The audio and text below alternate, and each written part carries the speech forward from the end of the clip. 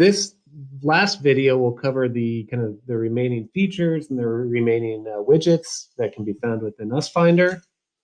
Again, I'm going to zoom into a area in the country. And again, automatically the underground storage tank facility layer pops up. Just to review, we can look at what layers are available within the layer list found here at the bottom left. Here we've got the facility layer active. We can also look at the releases layer. I think where we left off, we were looking at the substance stored chart widget. Now this is a very useful tool. This tool provides us information about the capacity and substance stored of in tanks at a given facility. So I can click this widget, and all I do, this tool only relates to the facility layer. And what I do is I just select the facility of interest. And what it does is it gives me information on the capacity of the two tanks here and the status of the tank. So when the pie is green, it means that the tank is active. So both of these tanks are active. It gives me the capacity of the tanks. This is a 10,000 gallon capacity, and it gives me the substance of the two tanks here. One is diesel and one is unleaded gasoline. And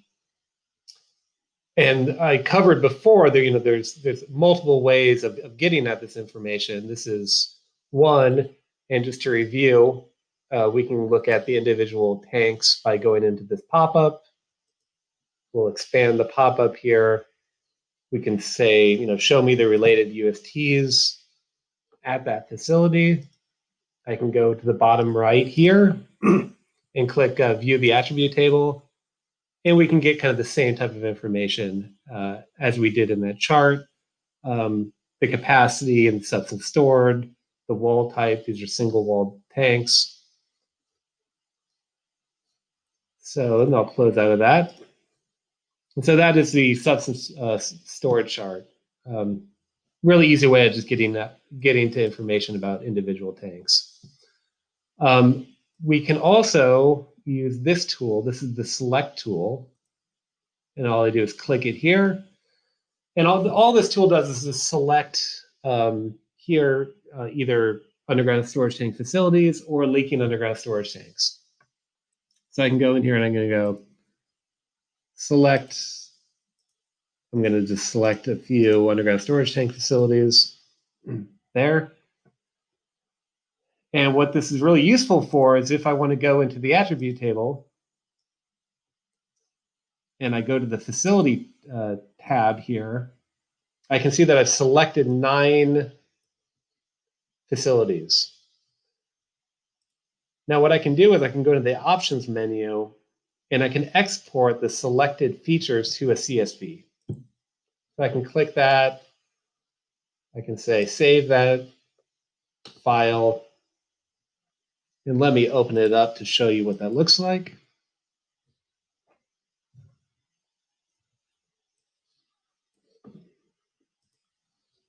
So here are the 9 underground storage tank facilities that I selected and I exported to a CSV. And this is just another way of looking at the data. Maybe you can do some data analysis with the data in the CSV, something that you may not be able to do in UST Finder. So that's the select tool. And I'm actually going to go back into the attribute table and I'm going to clear the selection. And you can do that right here. Okay. Another tool we have is just a measure tool. This is pretty straightforward. It just measures distance.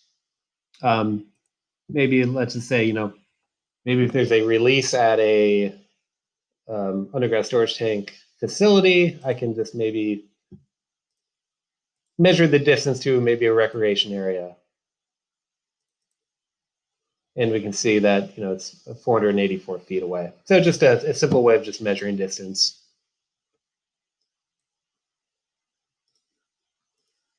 And let me go in here and I'm going to clear that ruler. Another tool is just the share tool, and I can click that. And what this allows me to do is just share the map extent within US Finder. So here we've got I've zoomed into a certain area, and what I can do is I can just copy this link.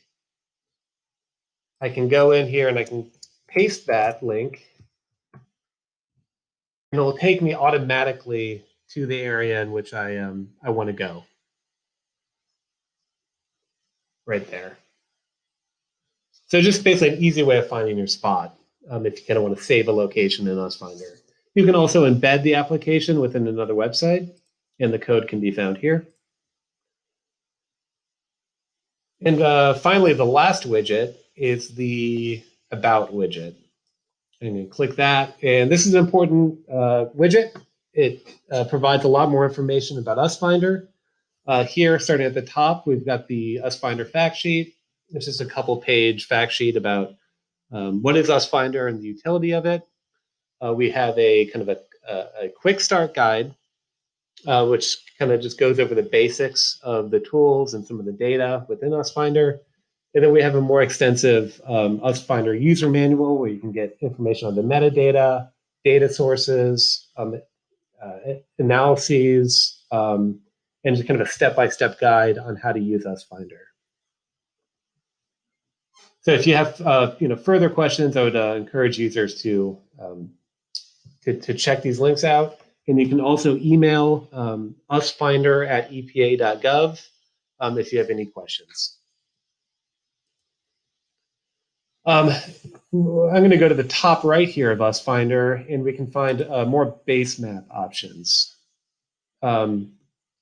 Here we can maybe just pull in aerial imagery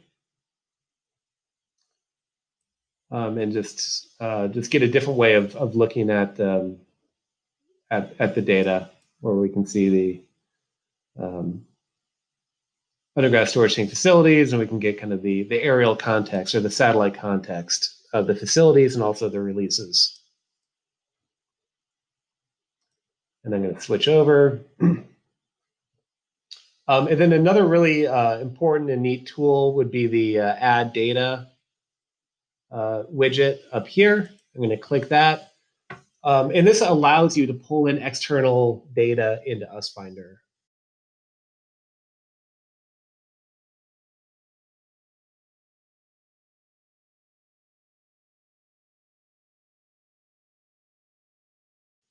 Now, if your organization has an Esri account, you can pull in your organization's data.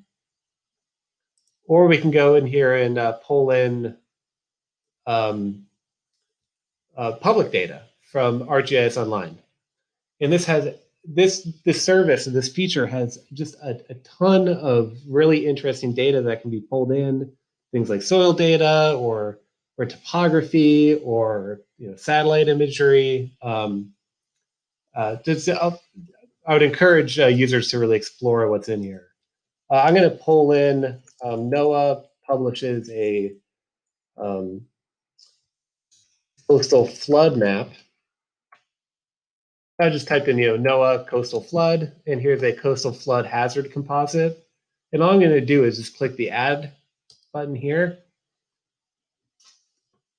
And that data is now contained within the layer list. I'm going to toggle these off, and I'm going to show you that data. I'm just going to hop over to the East Coast.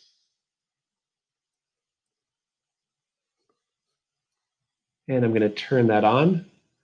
And this is data generated by NOAA, and it's just a coastal flood hazard composite showing areas of potential inundation when you factor in high tide information, sea level rise scenarios, and hurricane surges. So basically, the more red the color, the more days of inundation will occur or are predicted to occur. And what's nice is we can look at the relationship or the intersection of coastal inundation and facilities. What facilities could potentially be inundated by coastal flooding? and we can click a facility and get more information about the facility, how many tanks are there, the substance of the tanks, the capacity of the tanks, and the like. So this is a great tool for users to pull in external data. I guess with that, this is the third and final video. I think I'll end it there. And again, if you have more questions, I'd go to the About page, look at the user manual, or email us at usfinder@epa.gov.